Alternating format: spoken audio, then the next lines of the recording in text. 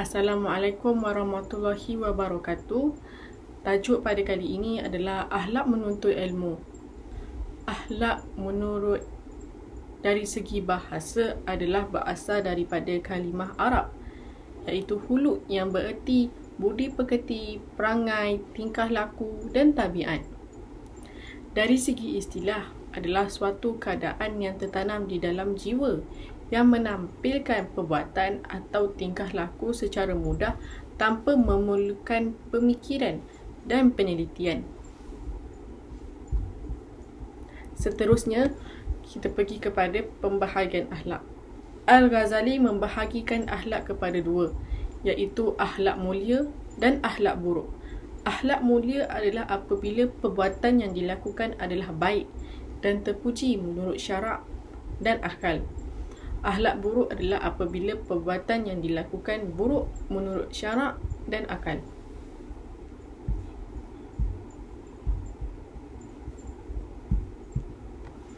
Selain itu, tujuan akhlak.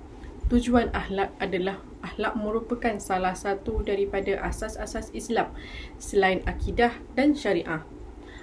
Seterusnya, akhlak Islam sebagai buah pegangan akidah yang sahih dan kuat.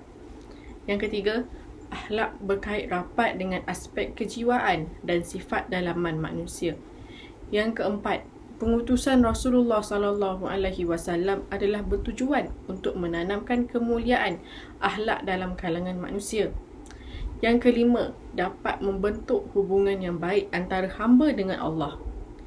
Yang terakhir adalah dapat mencapai kebahagiaan hidup umat manusia dalam kehidupannya. Tanpa melengahkan masa, kita pergi kepada akhlak menuntut ilmu. Akhlak menuntut ilmu. Akhlak adalah sangat penting dalam hidup seseorang, dalam hidup umat manusia, bagi membentuk jati diri yang sangat baik dan baik. Al-Syekh Al-Alamah Ibnul Utsaimin rahimatullahi berkata, seseorang penuntut ilmu apabila tidak menghiasi diri dengan akhlak yang mulia, maka tidak ada faedah menuntut ilmunya. Maka ilmu yang didapat itu tidak berkat kerana akhlaknya tiada. Adab menuntut ilmu, kita pergi kepada adab menuntut ilmu. Adab menuntut ilmu terbahagi kepada 6. Yang pertama adalah mengikhlaskan niat. Yang kedua, rajin berdoa kepada Allah. Yang ketiga, bersungguh-sungguh dalam belajar. Tentunya kita kena bersungguh-sungguh dalam belajar untuk mendapatkan apa yang kita inginkan. Yang keempat, menjauhkan diri dari dosa dan maksiat. Yang kelima, berusaha memahami ilmu. Dan yang terakhir, diam ketika pelajaran disampaikan. Diam ketika pelajaran disampaikan ini adalah seperti di mana ketika cikgu ataupun lecturer tengah berbicara dengan kita, jadi kita perlu diam untuk menghormati guru kita.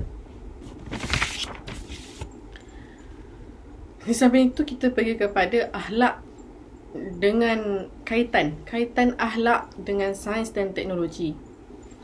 Allah menurunkan wahyu dan alam sebagai tanda agar manusia memahami hakikat kewujudan diri dan hakikat kewujudan Allah. Saintis yang berakhlak, mereka akan mengaitkan penemuannya dengan kekuasaan Allah. Saintis yang tidak berakhlak, mereka akan menolak hakikat kekuasaan Allah sebagai pencipta dalam penemuannya. Kita sudah menghampiri kepada penghujungnya, iaitu faedah yang telah saya perolehi yang boleh digunakan dalam kehidupan saya.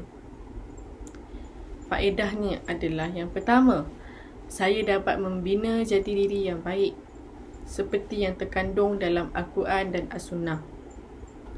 Yang kedua adalah saya dapat mengelakkan iman daripada menjadi lemah dan dapat melihara diri daripada terpengaruh dengan perkara-perkara yang jahat. Yang terakhir, saya dapat hidup dalam keadaan aman dan damai, kerana apabila kita berbaik dengan semua orang, pastinya kita hidup dalam keadaan aman dan damai.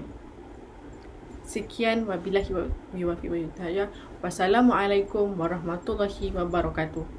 Terima kasih.